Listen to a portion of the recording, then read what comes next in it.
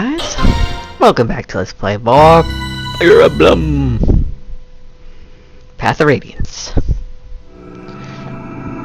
Going on to the next chapter, 13, A Guiding Wind.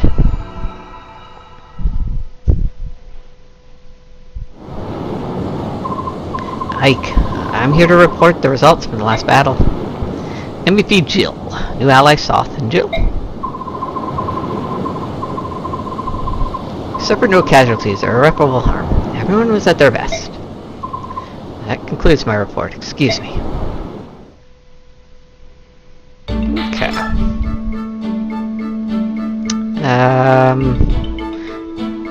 Soren's still not up with that.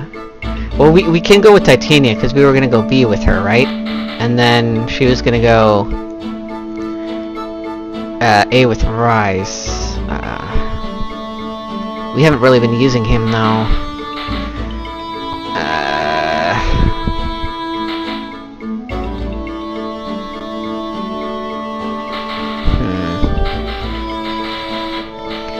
And we're gonna want Jill and Leith as well. Alright. Did we get any bonus experience? We did.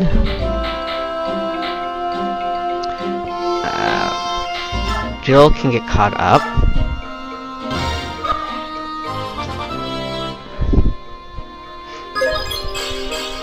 Yeah.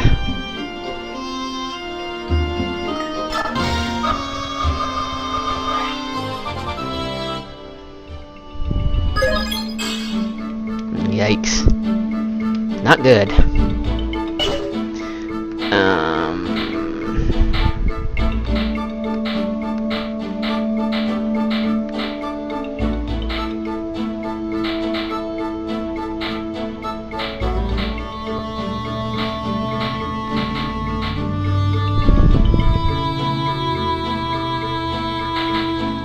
Volk is technically the better thief.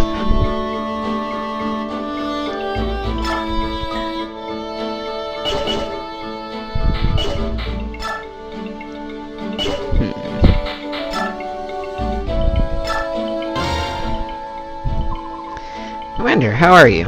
Staring at the sea, I see. I know you. You're George, right? You make weapons for us. No, George buys used ware. I'm his twin brother. Well, mostly his twin. He has blonde hair, you see. My name is Daniel. Just remember that I have brown hair and that George has blonde, and you'll be fine. Brown hair Daniel and weapons. Blonde hair George and items. I think I'll remember. Fantastic. Say, can I ask you a quick question? You're a battle expert, right? You fought a lot? Enough, yeah. What is it? Picture this. Let's say there are two ships, and suppose there are planks connecting the ships at 3 different points. Alright, I'm picturing it. Now then, soldiers from one ship are about to attack the other one. Imagine that the defending side has fewer soldiers. If they want to mount a solid defense, what should they do? Seems clear enough to me. Position the soldiers with the best defense on the planks. Soldiers like cavaliers and knights. See, so you would hold the enemy at bay by using your strongest allies to block the primary crossing points. And then you'd want to have your long-range attackers line up behind the tougher units barring the bridges. I'm talking about anyone with javelins, axes, or magic. You'd be able to do a lot of damage without much risk. Sounds like a good plan, but it seems rough on the soldiers defending the bridges. You'd want to heal them often, obviously, but maybe there's a way to reduce how much damage they take. It's a stretch, but what if I don't have them attack at all? That way they won't run the risk of getting any counterattacks. It's not a bad idea. Great, thanks. That gives me some good ideas. Ideas? For what? Oh, my brother and I have been playing a war game. I've lost 4 times in a row. A war game? I'll let you join if you bring some parchment and a quill. Come see us anytime if you're curious. Sounds like Warhammer. That's awesome! See you later! Maybe I shouldn't have been so serious with him. And also like this game. Well, if it isn't our commander, what brings you down here?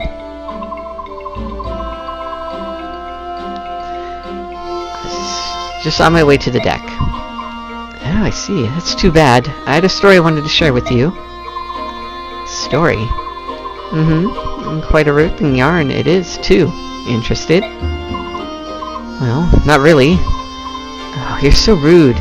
And after you were so sweet the other day. What are you going on about? Those crows attacked. I had wanted to see what they looked like, so I was hiding on the deck, watching.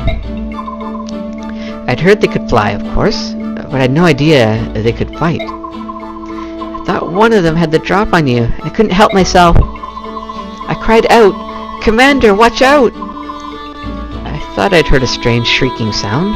That was you? And upon hearing my sweet voice, Commander, you turned around and brought down that crow with one shot. It was awe-inspiring. Not really. He was exhausted from the battle. He could barely move. And that's when you first caught my eye, my dynamic young commander. Is that why your hand always lingers on mine when you hand me my equipment? Oh no. Have I been too obvious? Maybe I should send one of the others down to pick up our gear from now on. You're embarrassed, aren't you? You're so cute when you're being coy. Once I set my sights on a man, I never let him get away. Remember that. Oh boy. Hey. What do you want?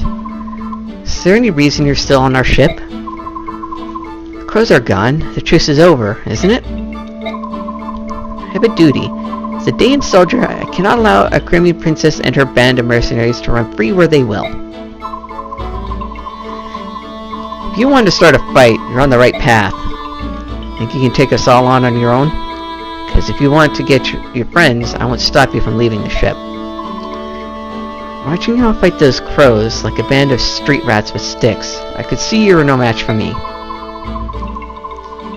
Even if I were to leave this ship, land is too far away for me to reach. Nonsense. I can see land in the distance from time to time, and I thought you could go anywhere on that wyvern of yours. No wyvern could fly that far without resting. These islands are thick with half-breed scum. Half-beast scum. Even if I wanted to, I couldn't leave this ship. Let me ask you, why did you follow us alone knowing that? I wanted to be recognized. I wanted my deeds to earn me fame. A soldier has little else to strive for. And yet you soldiers sneer at mercenaries. At least we fight for something real. There are some dumb soldiers in this world. You leave us no choice. I'll take you as far as Benyon. But as long as you're on my ship, you will not utter the phrase half-beast. If you can't agree to this condition, I'll kick you off the ship right now. Hey, alright.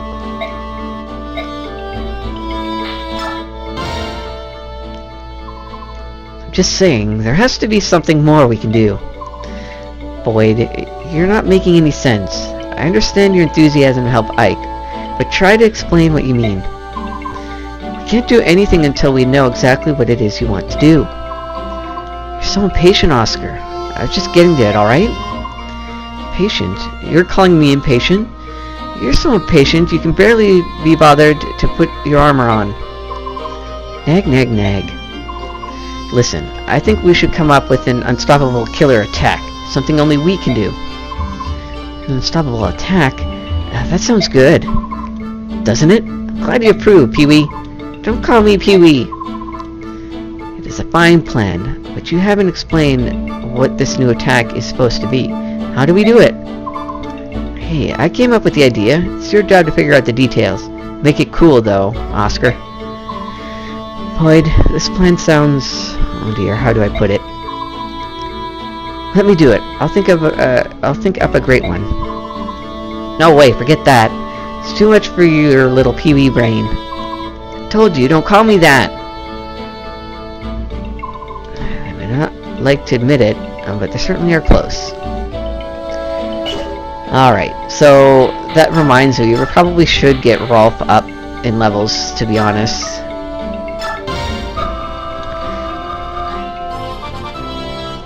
Just one here. Because, we will need him later on, actually.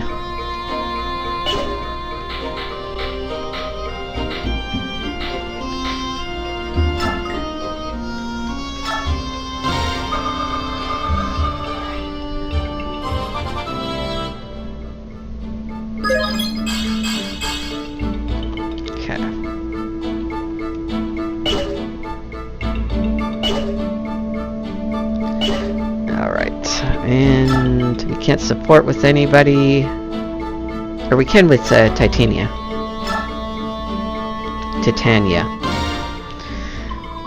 Do you have a moment, Titania? Ike, how can I help you? Remember what we talked about the other day? About when you met my father? Yeah, that. You don't want to talk about it, so I won't force you or anything. It's not like I don't want to. It's just, it's hard to talk about my past. Still, you deserve to know as much about your father as possible. Alright, I'll tell you. Great. When I was a Crimean Knight, I entered an officer exchange program and was sent to Gallia, where your father was. On my first day, they had a joint training session in the Royal Hall. That's where I saw Commander Grail's might for the first time. Grail. I gotta... Bleh. He took on wave after wave of knights, and defeated them like they were children. His swordsmanship was brilliant. The other knights barely had time to lift their weapons before Commander Grail had them on the ground.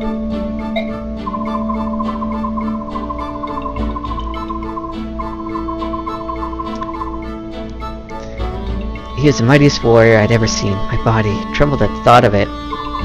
Whoa. I tried to cross swords with him, but he was so far in my league. It was laughable. But I asked him to train me, and he agreed. After that, whenever we had an hour to spare, or a spare hour, we would meet and spar. We soon grew close, and after a few weeks, he invited me to his home. That's when I saw you. Me? Yes. You were sleeping in your mother's arms. She was smiling. You were adorable.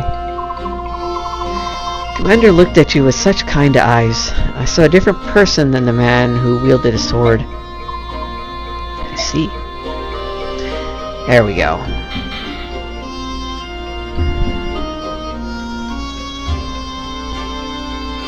Alright. So we should be able to save. And continue.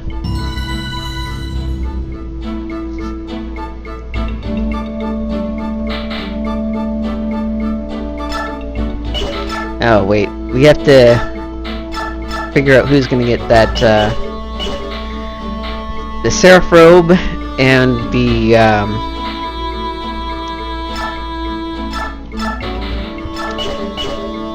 Draco Defense Shield.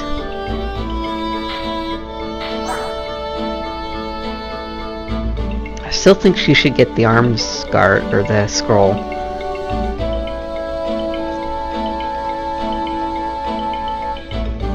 If I give her both, she'll be able to use the Killer Lance.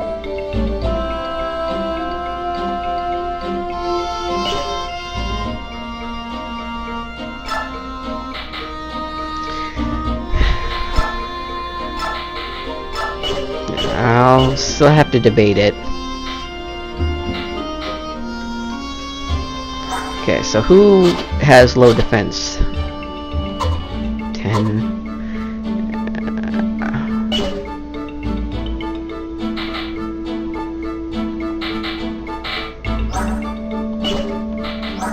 Mai's gonna need it.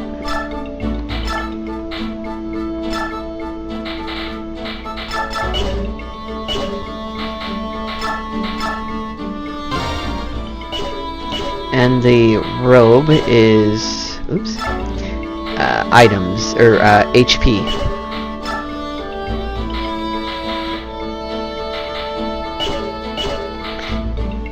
Mist needs that. Maybe bulk? No, mist.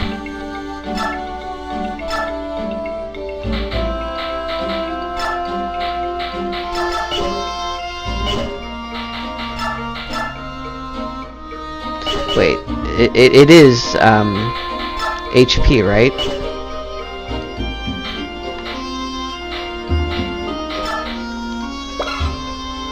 Yep. Okay. There.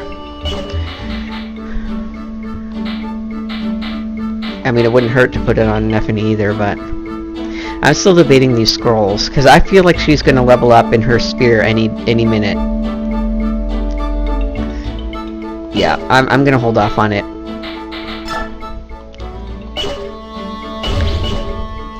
So that means who could I give the other scroll to?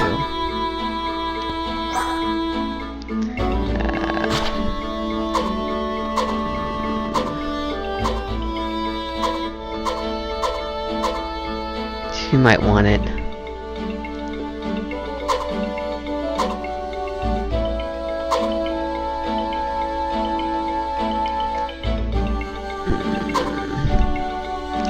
I usually kind of like to give it to magic users.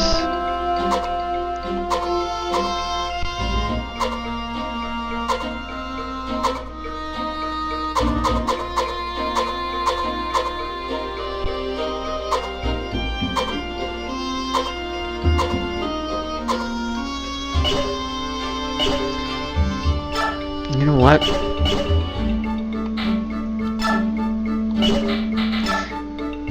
I'm gonna give it to Marcia.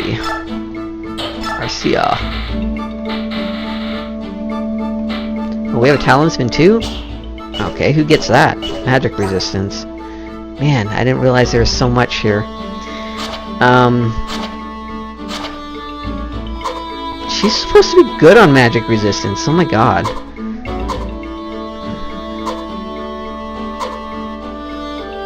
I'm gonna give it to Neffany.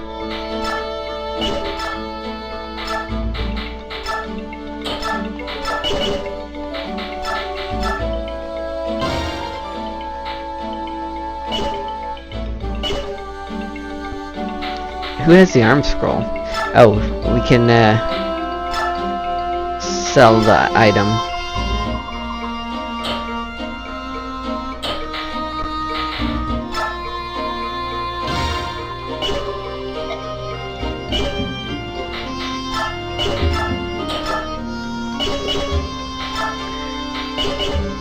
Who? Oh, we have a secret book too? Oh my god. Okay.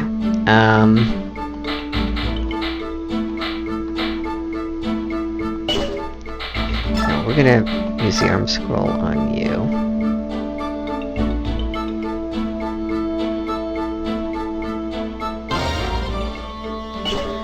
Okay. Trade. Secret book. Who needs skill? I didn't realize Jill had that either.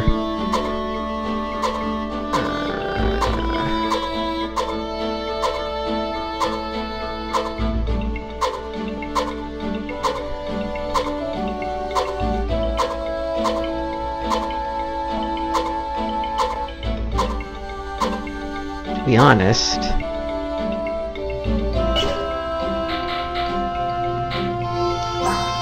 Ike kinda looks like he... Iker Void.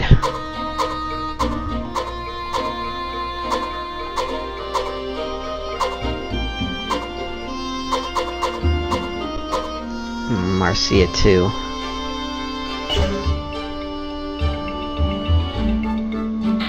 We'll go with Boyd.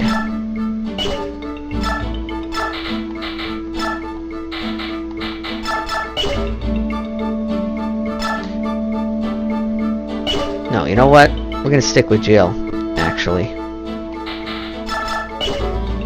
I changed my mind.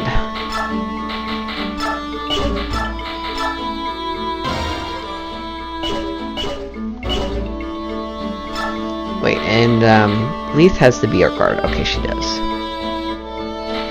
You know what? She can take another one of these Lagoo stones too.